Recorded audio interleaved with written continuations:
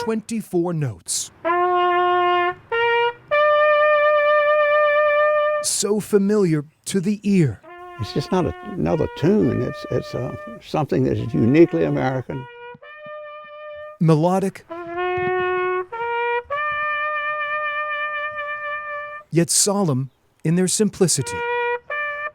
Very heavy and profound. 98-year-old bugler Stuart Boone does not need sheet music. An honor to play it. The veteran of the Battle of the Bulge can tally how many times he has played taps. 1,248.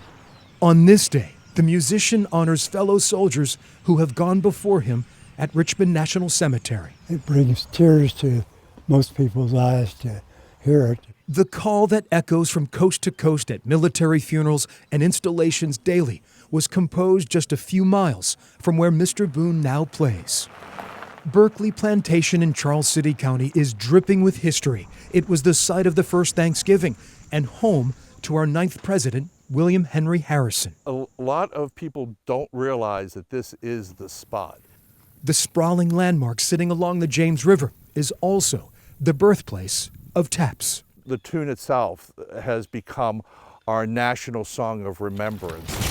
In July of 1862, while the Civil War rages across Virginia, Union General Daniel Butterfield composes a new song to order lights out for his troops. So this is very historic ground, and the fact that taps, America's most famous bugle call, was born here is just so important. Jari Villanueva is considered America's preeminent taps historian.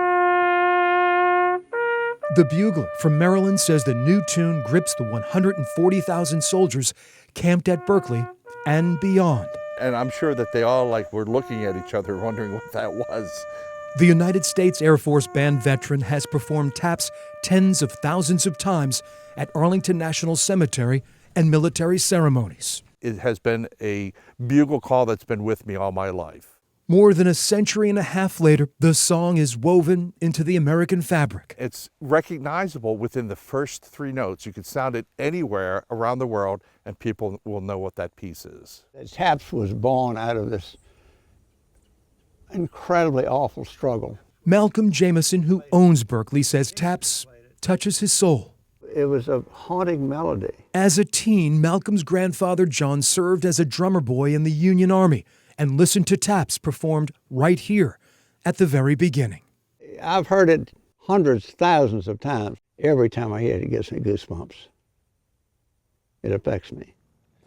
Berkeley embraces its connection to music history.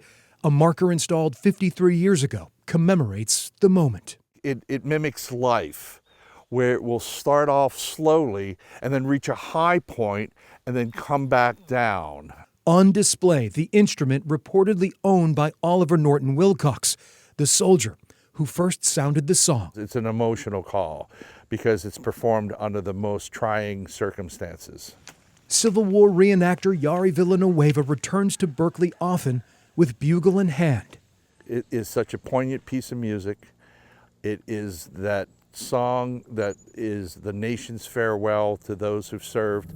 For Jari, playing where it all started can't be measured. It's a little eerie knowing that this is the birthplace of taps, but it's also an honor to be standing on this ground where the call was composed 160 years ago. The 24 notes of taps signal finality, a somber ending. But it is one tune that carries.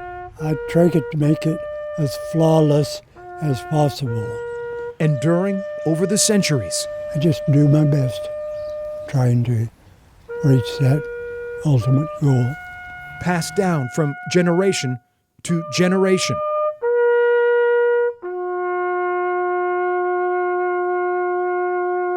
One soldier to another. They're hearing it. They may be in some unconscious level that we're not really aware of. They're listening and they're hearing it and they're appreciative.